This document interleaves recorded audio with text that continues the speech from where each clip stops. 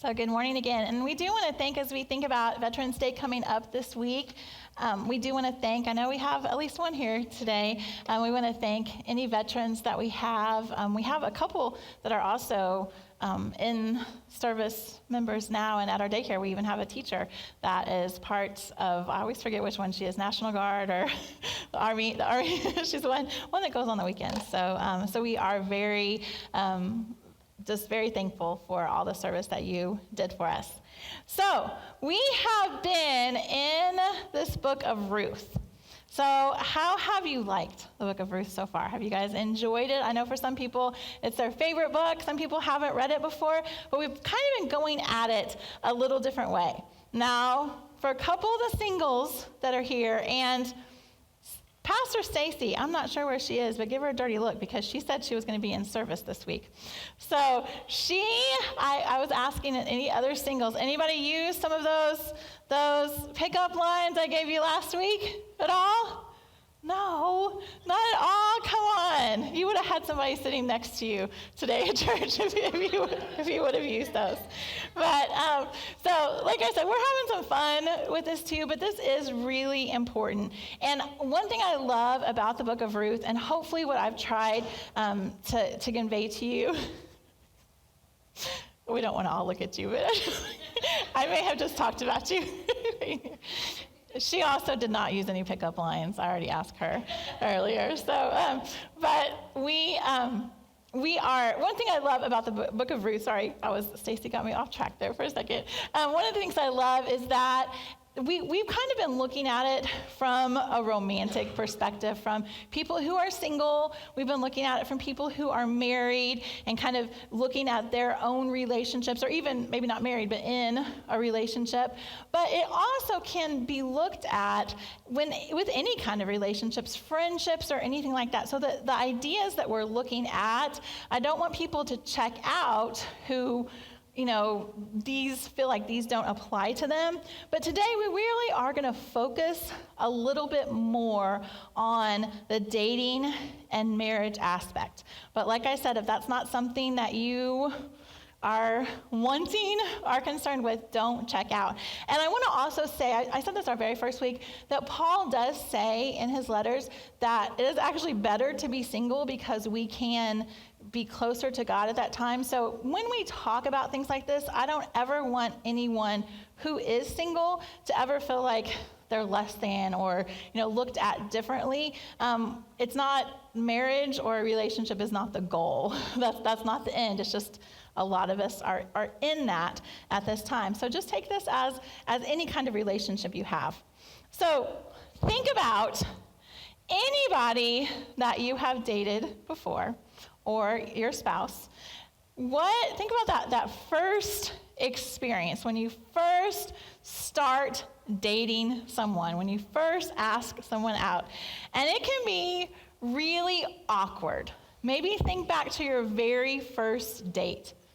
So it can also be kind of like a job interview. You're like, oh gosh, what am I going to wear? What am I going to say? How am I going to get to know this person? And then you have to kind of pre-plan the end of the date. So what's the end of the date going to be like? Like, is he going to drive me? Are we walking to the front door? What is going to happen about that? So I have free reign today because if you haven't noticed, Pastor Mark is not here today. So I get to talk a little bit about our dating relationship without him, questioning anything that I have to say today. So I have a couple pictures to start out with. So our very first one, if you want to pull that one up, Carly, this is Mark when I very first met him. So he was in the 7th grade. Sorry, Grace, I just remembered that you were here. Sorry, don't tell her anything I say.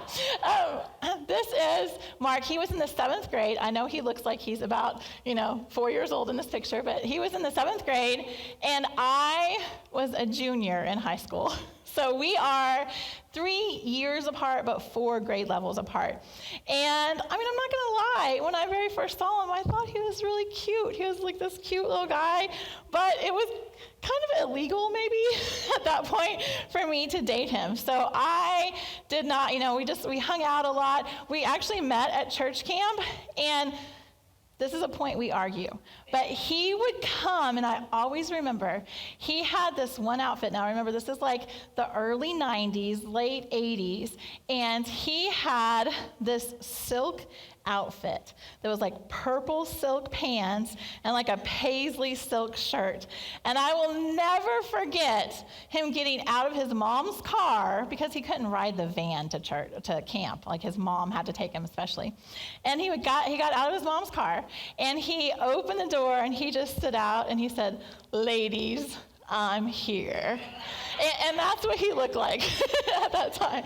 So that is kind of our beginning stages. We were friends for a long time. And Carly, you can go ahead and pull up that second picture. So on this side over here, this is what Mark looked like when we got together. So this is a few years later. He actually looks like an adult in this picture. This was his roommate, Chris. He was actually a youth pastor at the church, kind of where our church camp was at this time. I was just coming back from being a missionary for a year in Bolivia. So I come back. We had been friends, on and off, kind of for this whole time. He was 20 and I was 23, and so it was a little more legal at this time. So we spent that whole summer at church camp together. We did kids camp, we did teen camp, we did family camp together, the whole thing. And there was this time, and I will never forget it. We were sitting on the front porch of his ex-girlfriend's cabin at church camp. And if you have ever been to camps before, like cabins are where the stuff goes down at church camp. So we were, and he had been on and off, not that stuff, just romantic stuff. I don't know, not with me. So I'm really glad Mark's not here today. So we were on the front porch, and his ex-girlfriend named Jamie, and I use real names. Jamie it was her cabin, and she did not like me at all. In fact, she had written me letters about how much she didn't like me. And so we're sitting on there, and he takes off his hat, and he had hair like this, and he just ran his hand through his hair, and I was like, that's it. This is me and you forever. That's all it is.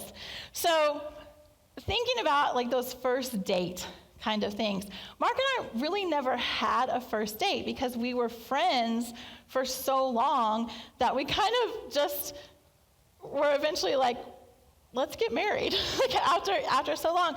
But people will ask about a first date. So we've kind of narrowed down on this one time that we see as, okay, this is kind of maybe when things changed a little bit. So I was living in Marion, Indiana, which was about 3 hours from where he lived. And at that time, because 69 wasn't a thing yet. So I drove down to see him at his church.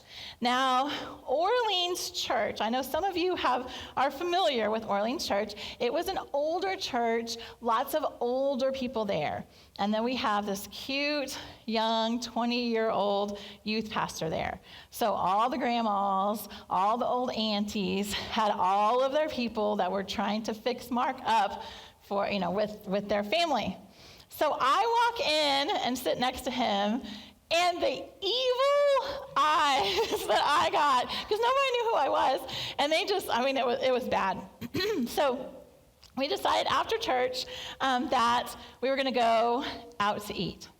And he took me to a buffet, awesome buffet. And he had this old Eagle Talon car. And this I should have known this because, again, this is late 80s, early 90s. It'd be early 90s. And so I had big hair, lots of hairspray, and he took me in this car that had no air condition. This was the summertime.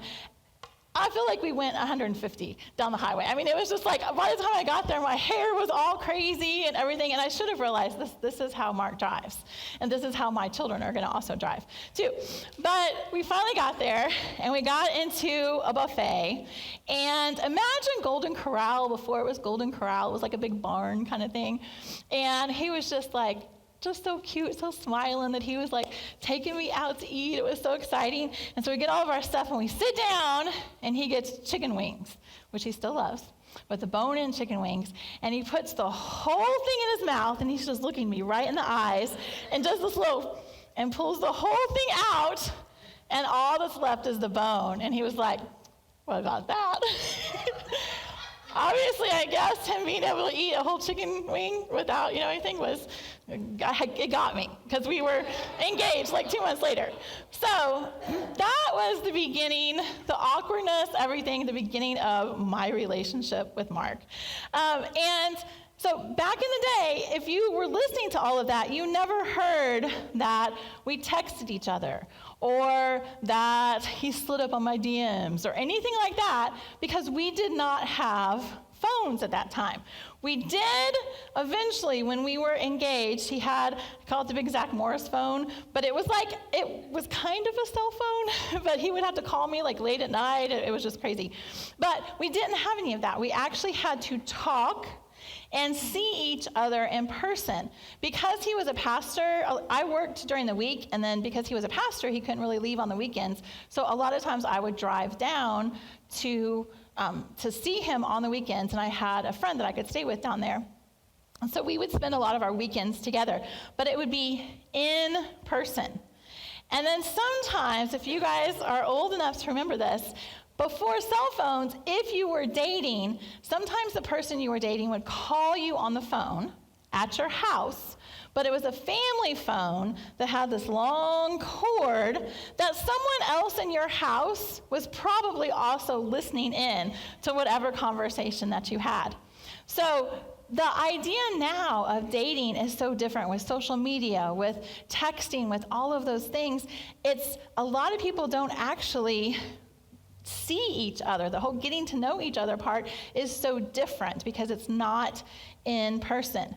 Now, I've seen a lot of people, I was even talking to someone this morning, who we will not mention her name, about an online dating app that I saw. And I have quite a few friends and family members who have gotten together and gotten married from online dating. So that can be a good thing, but then sometimes it kind of turns people into a commodity. Like you're looking and saying, not that one, I can find something better. Not that one, I can find something better. So where are we going with all of this, besides just the story of our backgrounds? We're going to continue with our study of Ruth, and we're going to look at Ruth and Boaz getting to know each other. Now, I want to go back, in case you haven't been here the last couple weeks, I just want to do a quick little review. Remember that Ruth was a Moabite woman. She was from a country that God had told the Israelites not to go to. But Naomi and her family went to that country anyway. Naomi's husband and both of her sons died, and she brought Ruth back, who is her daughter-in-law. So she left Moab to come to Bethlehem, and she left the false god that she was following to follow the true God, the God of Israel. Now this week we're going to look at Ruth as she gets to know Boaz. We met Boaz last week. We saw the little meet cute. Remember, this is a rom-com. We saw the meet cute last week. And today we're going to look at those principles to help you, if you are dating or looking to date, how to find the person that you need to be with. And also looking, if you're already in a relationship or you're just looking at friendships, how to be the person that you should be in those relationships. I told our dream team this morning that this is very practical today. I'm going to give you just lots of practical ideas. Hopefully these are helpful things that you can take straight home and use. Next week, please come back next week, But next week, it's going to get a little weird. If you have read Ruth at all, or you want to go ahead with Ruth at all, it gets a little weird next week. But today's going to be super practical. So the biggest idea today in all relationships, friendships and everything that I want to look at is, instead of just looking for what you want to get from someone, look for what you want to give someone. And that is so important, because so many of us think, oh, this is the kind of person I want. This is the kind of person I want. Why doesn't he do this in the relationship? Why doesn't she do this in the relationship? But our minds need to be about what we are giving more than what that person is we're getting from that person. And like I said, this is true for not just romance, for all kinds of relationships. You tend to attract who you are. We think we want to attract what we want, but we really attract who we are. If your mom's ever told you, birds of a feather flock together, that whole thing, that's what happens. Is even if you start hanging out with a group, even in a friendship, you start becoming like those people that are around you. So you attract who you are. Now we're going to watch and see as Boaz gets to know Ruth. Now remember, Boaz is a man of standing. He has money. He has property. He has good, godly character. We don't know what he looks like, but all of those things show what a good man he is. So we're going to start out. We're still going to be in chapter 2 this week again, but we're going to look at it from a little bit different angle. So we're looking at Ruth 2. We're going to start at verse 10. At this, she bowed down with her face to the ground. And this is talking about Ruth. She asked him, "Why have I found such favor in your eyes that you notice me, a foreigner?" Now remember, she is someone that would probably have been looked down at. She is a Moabite woman. She has nothing to offer. We talked about that last week. And so she's looking at Boaz and she's like, "Why do you even look at me? Like, I'm a foreigner. I'm nothing. Why are you looking at me?" Now the text never says what she looks like. So we don't know if he singled her out because she's beautiful. We talked about last week those characters that she had in her, the different character that he saw in her. But Boaz doesn't affirm. He never tells her she's beautiful. He never talks about what she looks like on the outside. Every time he talks about her that we're going to read, he talks about what she's like on the inside and the character that she has. So we're going to look today at 4 signs that you have a keeper. Right? So this is, if you're dating someone, this is to keep them. If you're married, you're still going to keep them, but we'll talk about how we can pray for them in different ways if they don't meet these. Remember, we're talking about ourselves too. So we're going to go on down to, we're still in Ruth 2, verse 11. Boaz replied, so he's talking, this is right after Ruth just said, why me, the foreigner? So Boaz is replying, "I've been told all about what you have done for your mother-in-law since the death of your husband, how you left your father and mother and your homeland and came to live with a people you did not know before." So he had heard all of this. Remember, he heard that she had left Moab, she had left all of her people, and she had followed her mother-in-law and followed the one true God. She didn't have to do that. Remember, the other sister-in-law left, and that was fine. Nobody looked down at her for that. She stayed in Moab with her family, but Ruth came with Naomi. He's seen that she's loyal to her mother-in-law. And she's not playing the victim. She's not saying, "Oh, please help me," or anything. She's working. She's going out in the field and gleaning. She's doing what she's supposed to do to help her family. She's a hard worker. And we mentioned this last week that most people in her situation who were widows but still were young would become prostitutes. They would sell their bodies to be able to get money to feed whatever they needed to feed. But she didn't do that. So he's seeing that she is a person of character. And so Boaz is telling her, he never says you're beautiful. He says, I see your godly character. That's what I noticed in you. I noticed all of these things, your loyalty, that your hard work, your morality, and the way that you were doing this. That's what I noticed in you. So I want you to think about yourself for a minute. If someone was looking at you and your life, could they say this about you? Could they say, that is a person of spiritual character? That they're not just a Christian in name. They tell me they go to church, they tell me that they're a Christian, they tell me all of these things. But even if they didn't tell me that, I would know that something is different about them. Because it's great to go to church. Obviously, we want you here. We want to be able to share with you and meet with you. But we don't want to be just Christians in name. We want to be Christians in our character. And we want that to be who we are and who others see. Now, I'm going to get kind of personal here for a minute. But I talk to a lot and I'm going to focus on younger people. I know we have a lot of singles that are not young right now, but just from my own perspective right now, I talk to a lot of people who are younger, and some who are in church, some who are not in church. And honestly, they jump from bed to bed to bed to guy to girl to guy to girl on, and they come and say, I don't understand why I can't find a person of spiritual character. And what I want to say to them is, you can't build a life of righteousness on a foundation of sin. Now, this is not being legalistic. It's not being judgmental of anyone. It's just saying this is reality.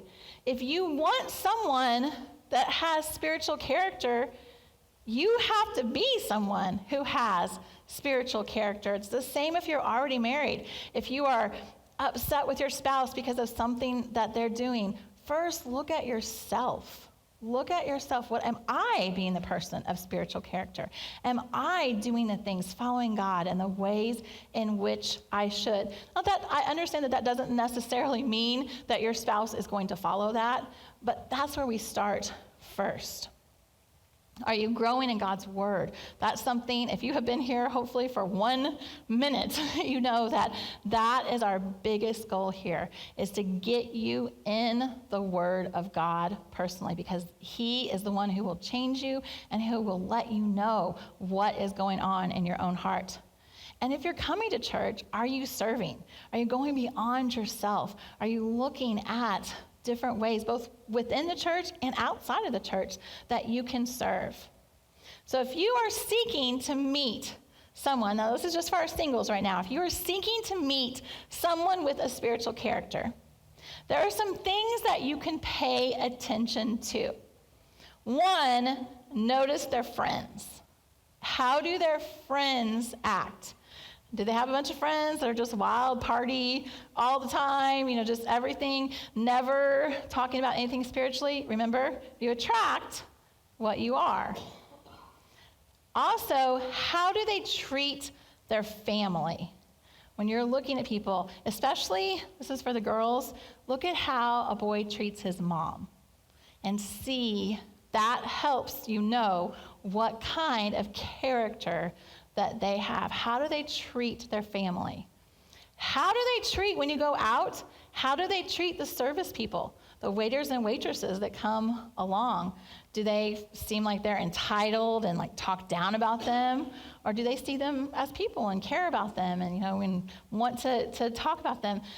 This is not in my notes, but if you ever go out to eat with us, my husband will have a whole long conversation with whoever's our waitress and start praying for them and ask them sometimes about their tattoos, that then they end up showing you awkward tattoos in awkward places. But that is one thing that did attract me to him in the first place, that he is not an entitled person. And do they have a heart of service? Do they have a work ethic? Or do they say, hey, it's time to work. I'm going to go hide in the bathroom so I don't have to work. I've known people like that before.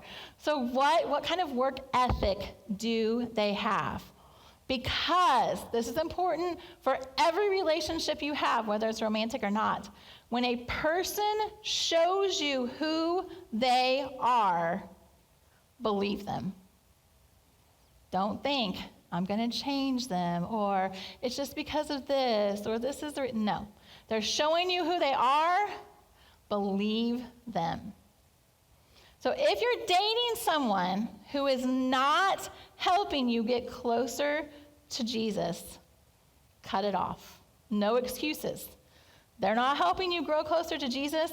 That is your goal for your life. Cut it off. If you are married to someone who is not bringing you closer to Jesus, what we do is we pray for them. We do the best that we can.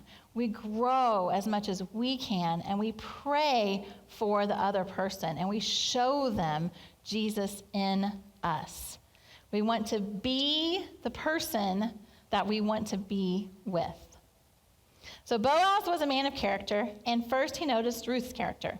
Next, he started exploring a connection between them. Like I said earlier, Boaz didn't slide up into her DMs or say, hey, you want to watch Netflix and chill? Come over here. That's not what was going on at all. Boaz invites her to a lunch date so they can connect in person to get to know each other. So we're looking at Ruth chapter 2 still, verse 14. At mealtime, Boaz said to her, come over here and have some bread and dip it in the wine vinegar. When she sat down with the harvesters, he offered her some roasted grain. She ate all she wanted and had some left over. Now, we want someone who will pursue you. Someone that you don't have to think if they like you or not, if they care about you or not. Again, we're talking about friendships too. We don't want someone that we always have to be thinking about after we leave that situation, thinking about all the things that you said. We usually say this just for men, that, women want to be pursued, and so we, want to have the men pursue us. But it's true after you're married too that, and this is something that I've had to learn, and I am not great at this, is that a man also wants to be pursued, also wants to feel like he is loved and that you still care about him. So I have, Carly, if you'd bring up that picture. If you are not my age, anybody know what this is at all? Anybody? You can just yell it out. A cassette tape. So in my day, we made mixed tapes. And mixtapes were hard, because I'm telling you today, like on Spotify, you can make your little list in just like a couple little clicks of your button or whatever. If you were making a mixtape, you had to be listening to 96 STO, if you were in Evansville, and you had to know when that song was coming up, and you had to get ready to record it, because you had to push, like the play and the record, everything at the same time. And then, of course, Casey Kasem or whoever it was would talk a little bit during the song, but it took a lot in my day to make a mixed tape. So I'm just telling you that to tell you that during that time, when Mark wasn't quite the little child picture, but not quite yet the handsome long-haired hunk yet, somewhere in between, I made him a mixed tape. And it had some Janis Joplin on it. It had a lot of Lilith Fair on it, because that was who I was at that time. There was a lot of those things on there. And then a lot of, like the 90s rap stuff. And I gave that to him, just like, this is my whole heart to you, because I thought about you the whole time. And you know what? He still talks. We don't have it anymore. It's probably, I don't know, who knows where it is. But he talked about that for a long time after our marriage, that was really cool. At that time, he thought we were still just friends, but I was, edging my way into the little boy. But he loved that. He thought that it was really cool. And so little things like that we can do for each other, just to show that we're pursuing, that you're pursuing that person. Just like Boaz invited Ruth to a lunch and sat down and thought about what he was going to have for her at that lunch. So he discovered Ruth's character. They were exploring this connection in person. And the third one is he showed her consideration. So in verses 15 and 16, it says, as she got up to glean, Boaz gave orders to his men. Let her gather among the sheaves and don't reprimand her. Even pull out some stalks for her from the bundles and leave them for her to pick up. And don't rebuke her. So Boaz is guarding her dignity. So remember last week we talked about what gleaning was. And so it was actually a law that was from Leviticus that they would, as they were picking the wheat and things, if they dropped some, to let them just let them stay there for the poor people that would come in. But Boaz is not giving her a handout because she wants to work, but he's also making it a little bit easier for her. He's saying, hey, just, drop a few more. Pull some extra ones and let them stay on the ground for her. So she'll have some more. He's going out of his way to bless her. Boaz isn't just doing what the law says. He's going above and beyond for her to show her some special attention. Ruth 2:17 reads, so Ruth gleaned the field until the evening. Then she threshed the barley she had gathered, and it amounted to about an ephah. And that is a lot. So it was, usually whenever I was reading about it, it was like an arm loads bundle that she would have back, that she would be able to take back. So if you are dating someone, right now, you're not married yet. If you are dating someone, do not settle. Don't settle for the little leftover pieces. Look for the best. Don't just find someone who meets the bare minimum expectations. Find someone who goes above and beyond. And then in your own relationship, if you're married or already in a relationship, be the one who goes above and beyond.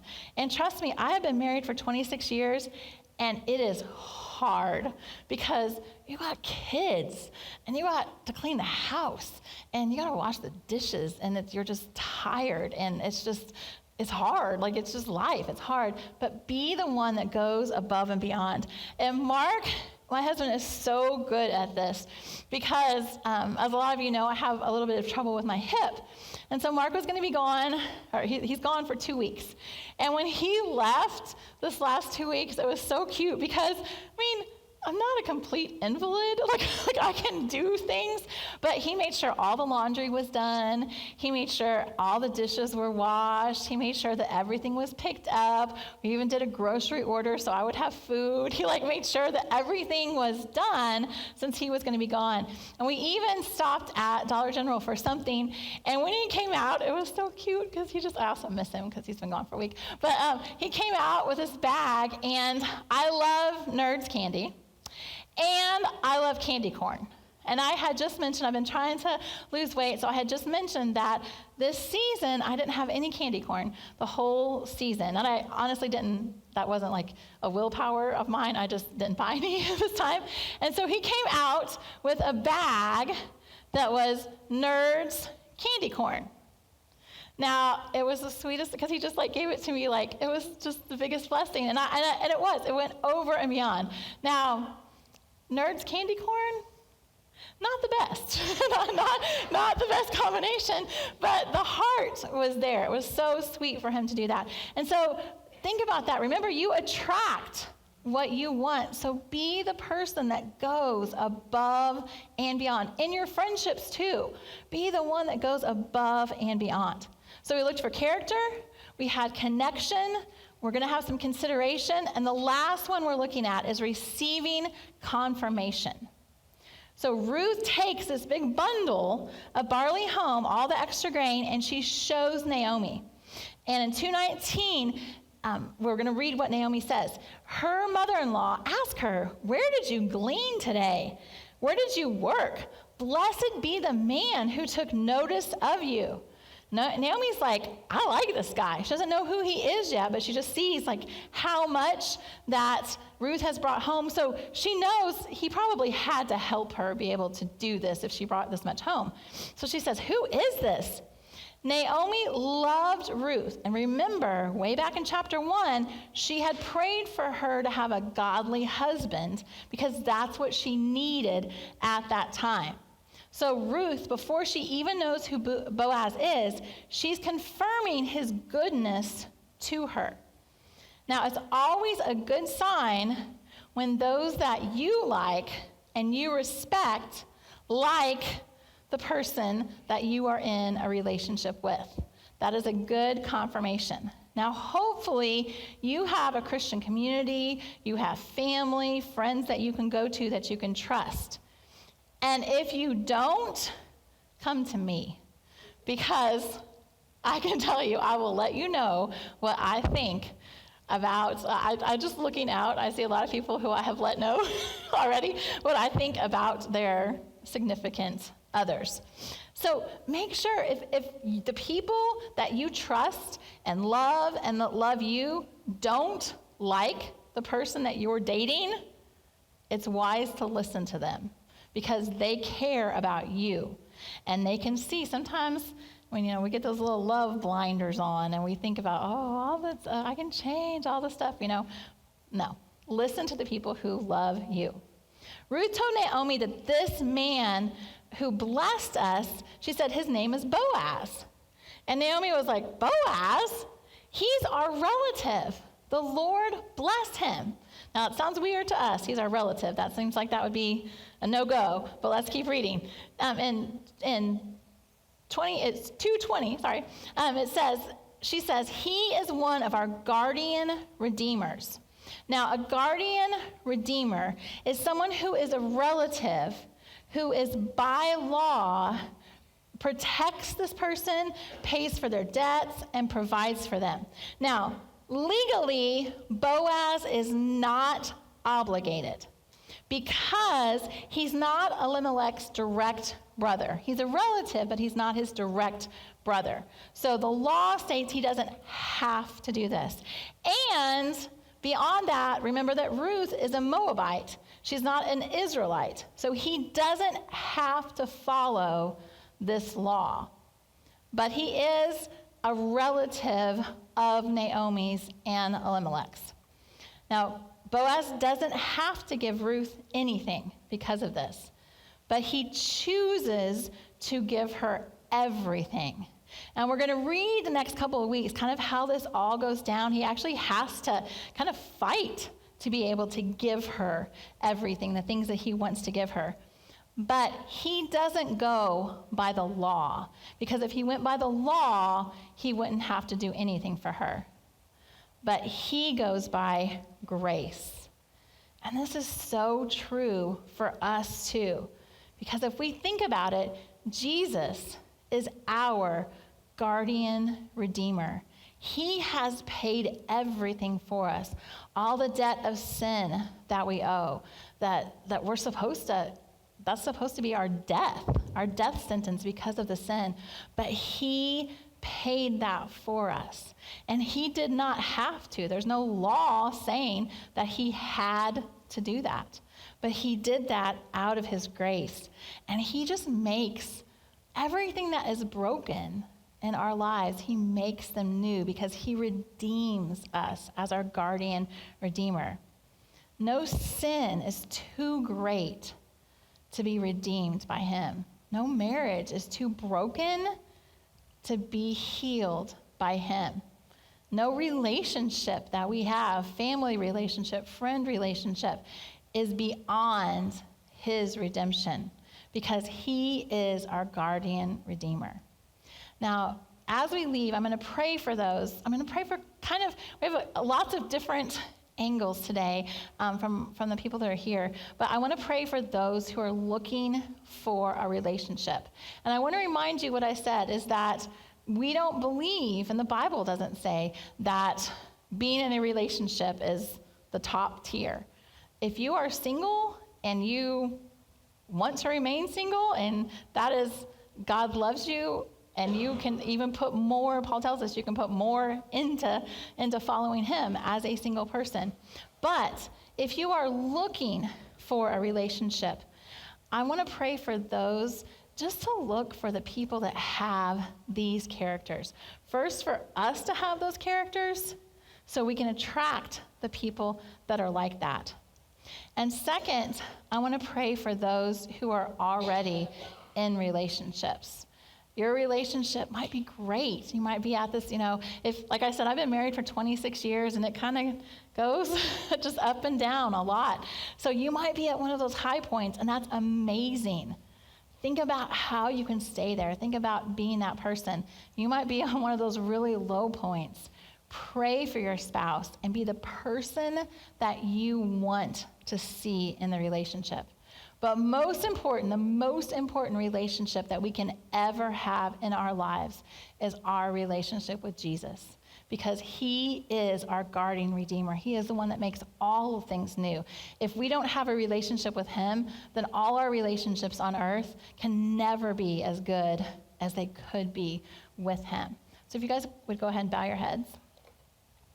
Lord, we just want to thank you today for the grace that you give us, for the love that you have for us. Thank you for being our guardian redeemer. Thank you for just going above and beyond and showing us how we need to treat others. First, I want to pray for those that are single and that are looking for a relationship. Help them to just be able to stay close to you during this time of waiting, and to cling to you, to love you, to follow you, and then to look to the side and see someone else who is also in pursuit of you, that has this godly character. I also want to pray for those that are in relationships, whether it's a marriage, whether it's a family relationship, whether it's with a friend that is struggling. Help them just to keep close to you, to keep being the person that they want to see in this other person. And help us just to keep praying and knowing that nothing is too big for you. Nothing is too hard for you. That you conquered death, just like we sang earlier with victory. We know that whatever we are facing, we already know the end of the story, that you had the victory. So help us pray for that victory in our relationships. Thank you for everything that you do for us. We love you so much. In your name, amen.